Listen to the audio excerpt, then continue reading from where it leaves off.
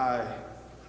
Sticks and stones may break your bones, but words can kill you. Surely ye shall not die. Sticks and stones may break your bones, but the word can heal you. I am the way, the truth, and the life.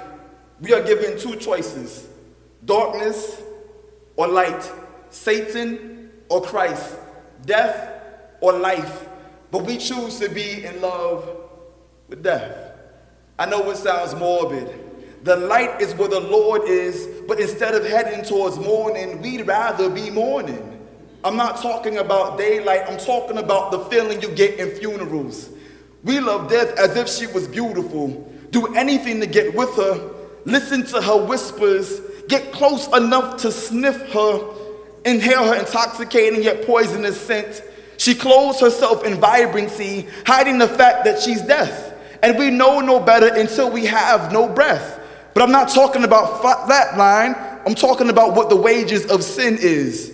We have been victims from lack of vision, and this is, we are enamored not simply with dimness, but also darkness. We love to be in darkness slave market. Hear our names in the auction.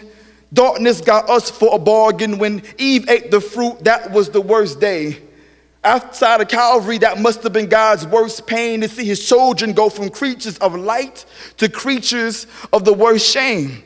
And we have taken that formula with no added preservatives, taken the original ingredients that it was furnished with: pride, lust, greed, deception. This method leads to destruction, but no matter darkness or abundance, it could be penetrated by the smallest amount of light. Like when your eyelids cover your pupils, but the sun rays causes you to open your eyes. And I'm not just talking about like the sun ray causes you to open your eyes. And I'm not just talking about yellow, hue of yellow that comes from the sun, or a room where a lampshade covers a bulb. I'm talking about the color of red when Jesus bled and lost his pulse, and the Father was grieving.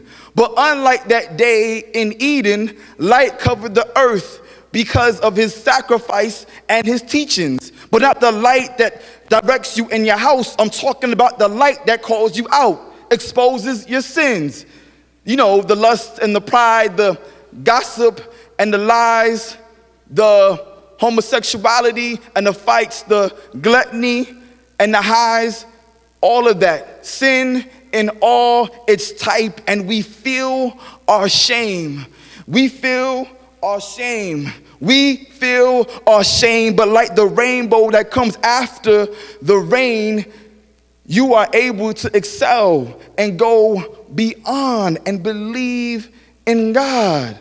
And you feel no shame, so that way in darkness that's been bothered by the light for some years, where you no longer have to squint, you become convinced that this is it, that this is love, that God is love and love is light, but maybe darkness still pervades you and I, and that's why this is important. That's why I pray before each performance, because you literally have Satan forming a hedge around you as a fortress, and you literally have Jesus trying to tell you that the light is truly gorgeous. And in one ear, Satan says that it's hopeless. In another ear, Jesus says, I'm trying to show you what hope is, and it's important that we know this. And this is why it's not poetry that is merely Christian. It is poetry that is different. Poetry that is different. Poetry that causes you to pursue a higher existence. That's why this is not just some mic, and the cross was not just some tree, and he was Emmanuel, but he was also Christ, not just a man from Galilee. And that's why light comes, darkness and demons must flee.